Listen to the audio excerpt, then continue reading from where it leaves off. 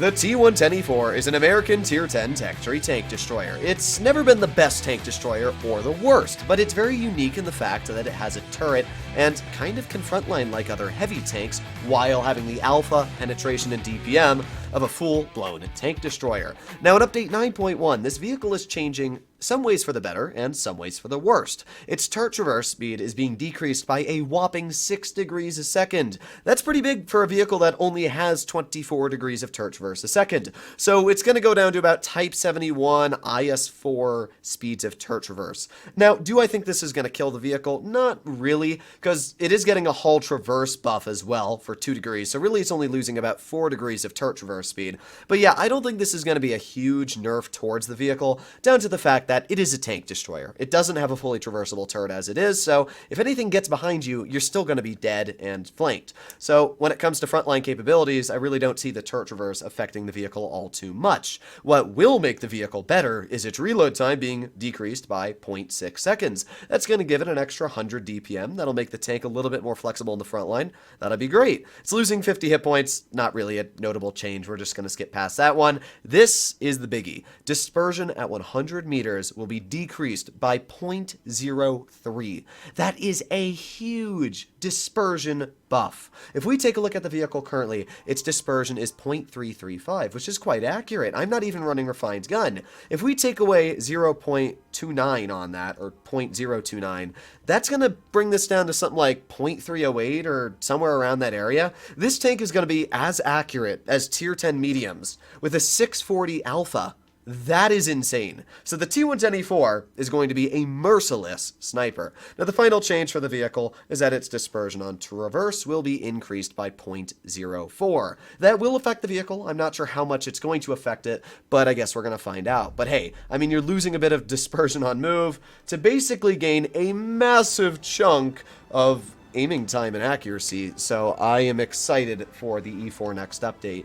Oh boy, it's going to be one deadly vehicle. So what do we have in the enemy team? We got a Concept, we got an AMX-50B, and an FE2-5B. Oh, plus an SD1. I missed that one. Now you can see right now the turret traverse is actually not bad on the vehicle. So instead of it going like this speed, it's going to be going like this speed, which is not amazing, but I would much rather have the dispersion buff with the nerf that Wargaming's planning on doing, especially with the fact that it's just going to gain extra DPM.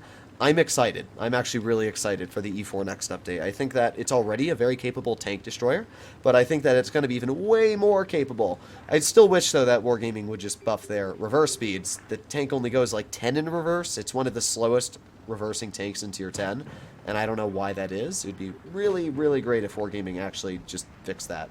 So let's see what we have. E50M is getting absolutely butchered, and over towards this side, we do have a Concept too. Oh, really? I really thought that was going to do something. Now, I don't know what their Concept's doing, but yeah, I was really hoping that shell would actually connect and do something, but unfortunately, it didn't. Alright, so we got the Concept off to the side, and I don't really know what he's doing, but what I want to do is I want to make my way towards the AMX-50B and possibly help out with this impending push that is going to happen. So let's use our speed, and nice. Okay, we were able to cross. Let's keep our turret turned, and nice. Okay, and now we can make our way towards the 50B, and fire. Okay, I gotta love that luck.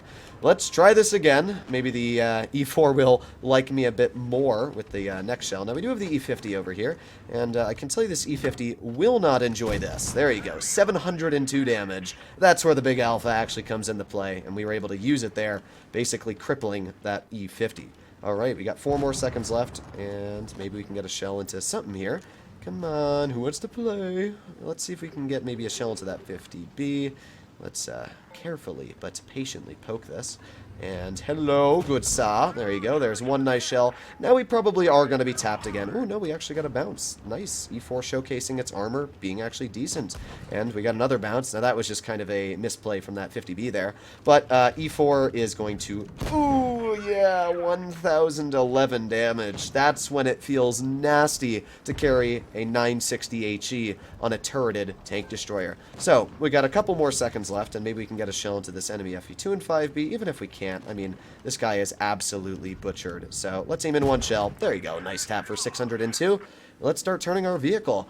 Alright, this has been a pretty good battle. We've already been able to deal 3,000 damage, and what do they have? They got a Concept 1B. Now, that guy, as I usually do with Concepts, with big alpha tanks like this, I'll just shoot an HE at the guy's turret, because it'll still deal 300 to 400 damage.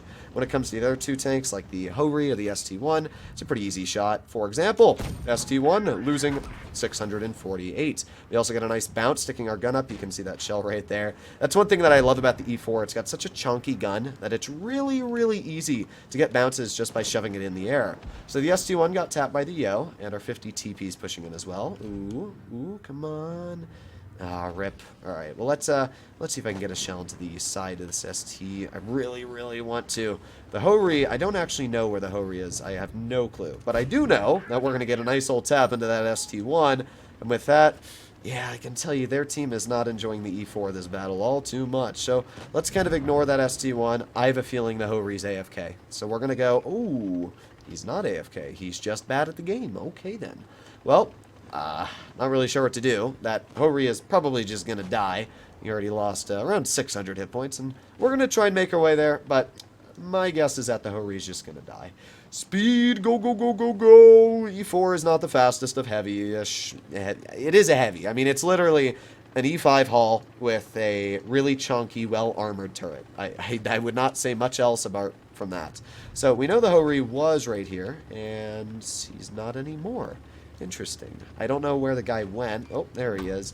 Hello, Hori. Boop. Nice tap for 548 into your vehicle, and because my 50 TP actually missed, we might just be able to get one more shell into his tank. I don't know why our 4005 is only shooting HE. That's quite interesting, but goodbye. Nice. Okay, there you go. That is the T110E4 showcasing in a very easy game why it is such a fantastic vehicle. A lot of people have always said this vehicle is kind of left behind. I don't really think it is. And with the DPM buff it's getting, with the fact that it's also gaining a bit more traverse, that'll actually be pretty good for the tank. That was a mastery, 5,000 damage dealt, and yeah, what a solid battle for the T110E4. So, I'm excited. Let me know what you guys think about the T110E4 changes in the comments down below. But yeah, I think that this is actually one of the few changes that Wargaming is doing correctly for the vehicle. Not every change I agree with, specifically ones like the 183 or the 907 getting dispersion buff for some reason. I don't know why the E3 needs more alpha, although I am excited for that. But there's a lot of changes that I don't necessarily agree with or see the reasoning behind. But the E4, I actually do see somewhat of the reasoning, and I think that it will be an incredibly powerful tank next update, even more than it already is. So, as I said, let me know what you guys think about this tank in the comments down below. And if you wanted to grind it, I would actually say it's not a bad grind. The T30 is great. The, oh boy, T28 prototype, though. That's not the best of grinds. Yeah, you'll definitely struggle with that one. But either way, hopefully you enjoyed today's video, and I'll see you in the next one. Bye-bye.